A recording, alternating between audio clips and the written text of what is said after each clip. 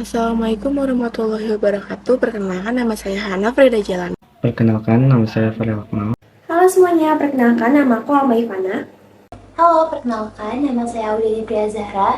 Perkenalkan, nama saya Sarasvati Arum Hapsari. Halo semuanya, perkenalkan saya Indion Anugrah.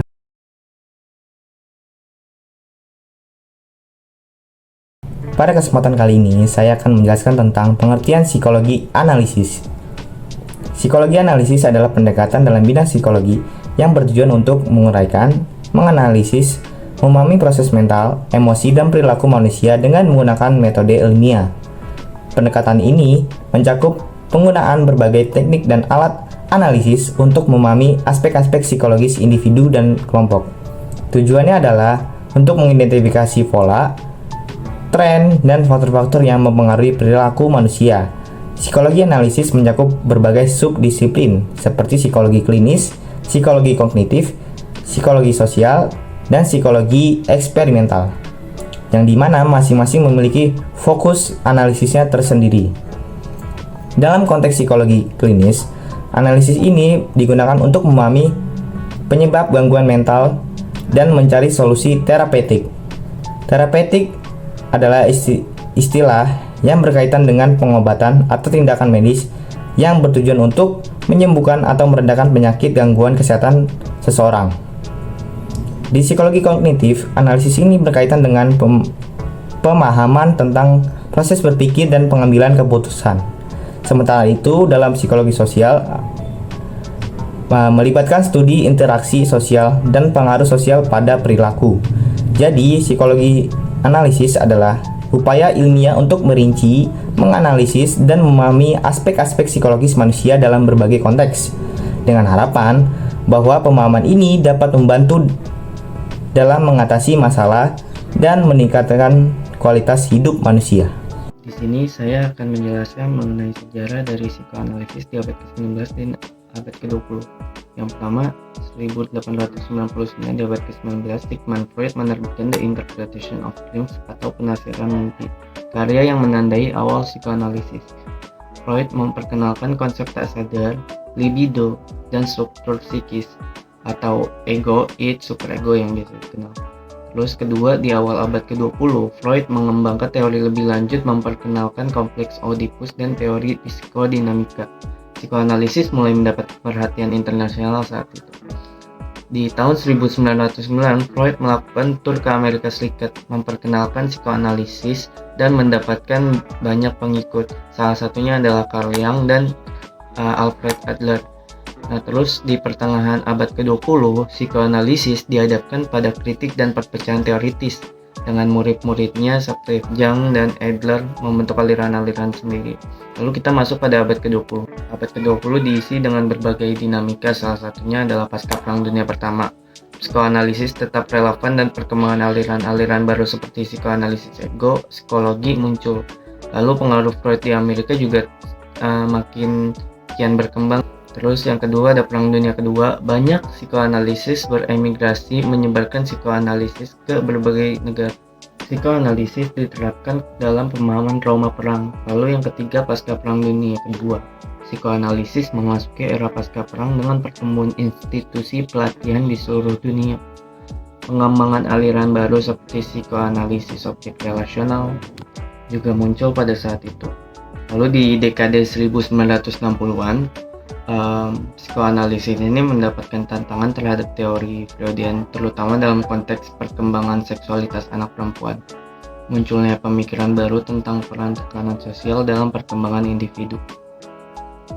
Di abad ke-21, psikoanalisis ini tetap menjadi aliran psikoterapi yang diakui secara global. Terdapat integrasi dengan pendekatan terapi lain dan penggunaan dalam berbagai konteks, termasuk psikoedukasi. Sejarah psikoanalisis pada abad ke-19 dan abad ke-20 mencakup perkembangan teori dan praktik serta penyebaran internasional. Meskipun menghadapi tantangan dan perubahan, psikoanalisis tetap menjadi kontributor utama dalam pemahaman individu dan kesehatan mental. Dalam psikoanalisa, terdapat 3 tokoh utama yang memiliki peran penting dan pengaruh besar di dalamnya. Yang pertama ada Sigmund Freud. Ia memiliki kebangsaan Austria dan lahir pada tanggal 6 Mei 1856. Ia berasal dari keluarga yang miskin, yang dimana ayahnya merupakan seorang pedagang bahan wol. Ia belajar kedokteran dan memilih spesialisasi di bidang neurologis. Dalam prakteknya sebagai ahli syaraf, ia banyak mengembangkan ide dan teorinya mengenai teknik terapi psikoanalisa. Pada awal abad 20, psikoanalisa semakin populer dan tulisan-tulisan Freud semakin berpengaruh. Pada tahun 1909, Freud diundang oleh G. Stanley Hall untuk berpidato di Clark University, salah satu universitas besar di Amerika Serikat.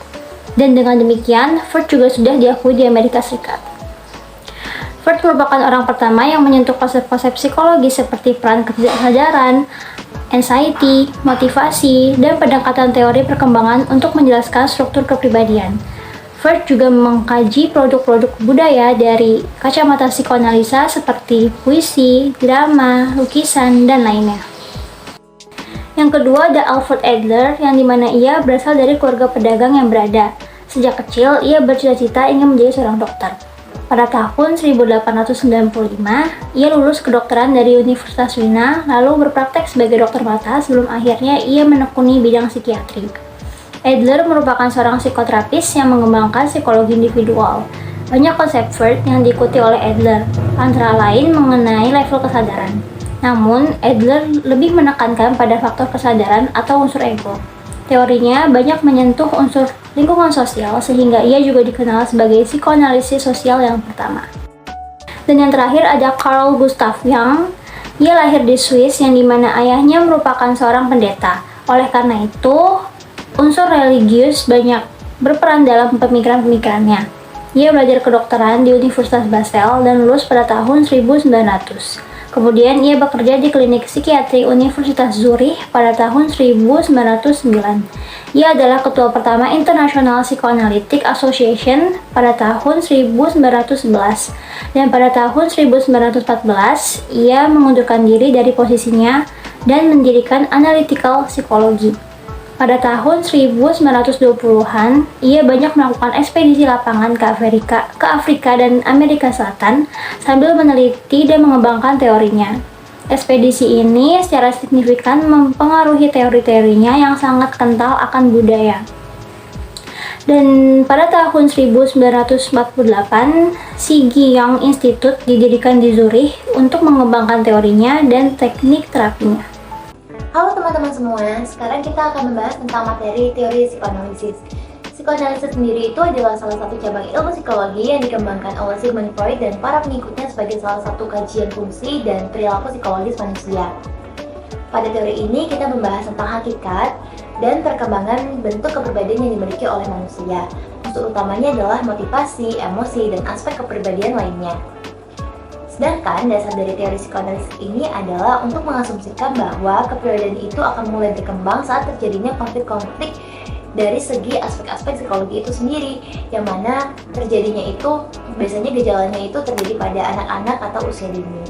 Kemudian teori psikoanalisis ini memiliki 3 penerapan. Yang pertama, bentuk metode penelitian dari pikiran, dan kedua adalah ilmu pengetahuan yang sistematis tentang perilaku manusia, dan yang ketiga adalah sebuah metode perilaku terhadap penyakit psikologis atau emosional. Nah, sebagai salah satu aliran psikologis, teori psikoanalisis ini banyak sekali membahas tentang kepribadian. Salah satunya ini yang pertama adalah struktur kepribadian. Di sini Freud mengatakan bahwa manusia itu, kehidupan jiwa itu memiliki 3 tingkat kesadaran. Yang pertama adalah sadar atau conscious, dan yang kedua adalah presadar, prasadar atau preconscious, dan yang ketiga adalah tak sadar ataupun unconscious. Freud juga mengungkapkan bahwa kepribadian itu adalah suatu bentuk sistem yang terdiri dari 3 unsur, yaitu the id, the ego, dan the superego. Selanjutnya ada dinamika kepribadian. Dinamika kepribadian ini Freud mengatakan bahwa dinamika kepribadian adalah bagaimana energi psikis seseorang didistribusikan dan digunakan oleh the id, the ego, dan superego. Ia juga mengungkapkan bahwa setiap energi yang dimiliki oleh manusia itu berasal dari sumber yang sama, yakni makanan-makanan yang telah kita konsumsi. Dan yang ketiga itu adalah mekanisme pertahanan ego. Tujuan strategi dari mekanisme pertahanan ego adalah untuk mengurangi kecemasan dari yang dialami oleh seseorang. Freud mengatakan mekanisme ini adalah mekanisme yang rumit dan banyak jenisnya. Salah satu jenis-jenis mekanisme pertahanan ego ini yang sering kita jumpai menurut Freud adalah yang pertama adalah represi, yaitu mekanisme yang dilakukan ego untuk meredakan kecemasan dengan cara menekan dorongan-dorongan yang menjadi faktor kecemasan ke dalam ketidaksadaran seseorang. Dan yang kedua adalah sublimasi, yaitu mekanisme pertahanan ego yang dilakukan untuk mencegah atau meredakan kecemasan dengan cara penyesuaian pada dorongan primitif di id pada penyebab kemunculan kecemasan ke dalam bentuk tingkah laku, dan yang terakhir adalah proyeksi, yaitu pengalihan dari tingkah laku atau sikap yang dapat menimbulkan kecemasan pada orang tersebut. Nah, di sini saya akan menjelaskan tentang bagaimana perkembangan psikoanalisis. Sebelum memasuki materi, saya akan menjelaskan dulu terlebih dahulu apa itu arti psikoanalisis. Psikoanalisis itu salah satu cabang ilmu yang dikembangkan oleh Sigmund Freud dan para pengikutnya sebagai kajian fungsi dan perilaku psikologis manusia. Di sini Sigmund Freud mengungkapkan bahwa kepribadian individu sudah terbentuk pada akhir tahun kelima. Dan dijelaskan juga ada 5 fase yang dilaluinya. Yang pertama ada fase oral yang dimulai dari 0 sampai 18 bulan, yang dimana ada bagian sensitif itu yaitu mulut. Dan yang kedua ada fase anal, yaitu fase dimana sekiranya dari umur 18 bulan sampai dengan 3 tahun. Bagian sensitifnya itu ada anus. Dan yang ketiga ada fase valis, dimana kira-kira dari umur 3 sampai 6 tahun. Bagian sensitifnya itu ada alkelamin. Yang keempat ada fase laten, di mana kira-kira umur 6 sampai dengan pubertas. Di fase ini ada mulai terjadi dorongan seks yang cenderung bersifat laten atau enggak tertekan. Yang kelima ada fase genital, terjadi sejak individu mulai memasuki fase pubertas sampai selanjutnya dan telah mengalami pematangan pada organ reproduksi. Selanjutnya saya akan membahas tentang psikoanalisis yang terkait dengan pendidikan. Psikoanalisis memiliki andil besar dalam dunia pendidikan. Psikologis dalam pendidikan atau pendidikan psikologis memiliki pengertian yang sangat luas. Teori ini menunjukkan pada semua tingkah laku yang dilakukan oleh orang dewasa, ahli, guru, atau orang tua.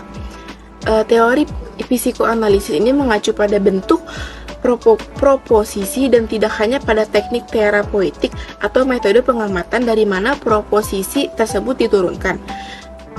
Terus adanya pendidikan yang baik akan menciptakan diri seseorang yang termotivasi tinggi untuk lebih baik dalam segala aspek kehidupan. Untuk mencapai hal tersebut, maka muncullah berbagai macam strategi dari mulai PAUD hingga pendidikan tinggi. Intinya pendidikan bertujuan untuk membentuk karakter seseorang yang baik sebagai manusia merupakan makhluk sosial. Dan yang terakhir ada pendidikan dalam hal ini tidak hanya fokus pada intelektual saja, melainkan dampak di luas pendidikan sehari-hari pada tindakan dan tingkah laku seseorang. Oleh sebab itu, teori psikoanalisis dalam dunia pendidikan juga mengutamakan kecerdasan emosional dan spiritual. Kecerdasan emosional dapat melatih kemampuan seseorang untuk mengelola perasaan, tegar menghadapi frustasi, sanggup mengendalikan tekanan, mengatur suasana hati, dan berempati, serta bisa bekerja sama dengan orang lain. Segitu saja yang bisa saya sampaikan. Selanjutnya akan disampaikan oleh teman saya selanjutnya. Terima kasih. Sigmund Freud merupakan pendiri dari aliran psikologi analisis, di mana Freud menggunakan metode free association atau asosiasi bebas yang digunakan untuk membantu pasiennya dalam mengungkapkan pemikiran, perasaan, dan juga ingatan-ingatan yang muncul secara bebas. Sigmund Freud juga mempublis beberapa buku yang berhubungan dengan psikoanalisis. Yang pertama yaitu The Interpretation of Dreams, yang dimana Freud ini menjelaskan kepada kita tentang apa itu mimpi dan juga alam bawah sadar. Lalu buku yang kedua yaitu The Psychopathology of Everyday Life, yang dimana itu merupakan tindakan-tindakan yang kita lakukan dalam kehidupan sehari-hari gitu. Contohnya perilaku kita saat kita lupa atau saat kita melakukan kesalahan. Lalu buku yang ketiga yaitu Three Essays on the Theory of Sexuality, yang dimana buku ini memperkenalkan kepada kita tentang perkembangan seksual suatu individu dan juga libido. Pada awalnya, Freud berpendapat bahwa kehidupan psikis itu dibagi menjadi dua, yaitu kesadaran dan ketidaksadaran, yang dimana kesadaran itu merupakan bagian terkecil dari kepribadian, sedangkan ketidaksadaran merupakan insting-insting yang mendorong manusia untuk berperilaku. Lalu Freud juga merevisi bagian kepribadian menjadi id, ego, dan superego, yang dimana id itu berasal dari alam bawah sadar kita yang berkaitan dengan ketidaksadaran, terutama insting untuk seksual dan insting untuk agresif gitu. Lalu yang kedua ada ego, yaitu ego berkaitan dengan kesadaran, dan ego ini dapat beradaptasi ataupun menyesuaikan dengan realita kita gitu. Jadi si ego ini dapat mendorong insting dari id tetapi juga masih berada di ranah moral etika, yaitu di superego. Lalu yang ketiga ada superego, yang dimana etika moral ini berasal dari lingkungan sekitar kita, entah dari lingkungan keluarga ataupun lingkungan masyarakat. Lalu insting juga dibagi menjadi dua kategori, yaitu insting untuk hidup dan insting untuk mati. Yang dimana insting untuk hidup itu adalah mendorong suatu individu untuk mencari kesenangan, kebahagiaan, dan juga kenikmatan. Contohnya, rasa ingin makan, ataupun rasa haus, dan berkeinginan untuk melakukan hubungan seksual gitu. Lalu yang kedua yaitu insting untuk mati, yang dimana mendorong suatu individu untuk melakukan hal-hal yang agresif dan membahayakan diri sendiri. Contohnya menyakiti diri sendiri dan bunuh diri.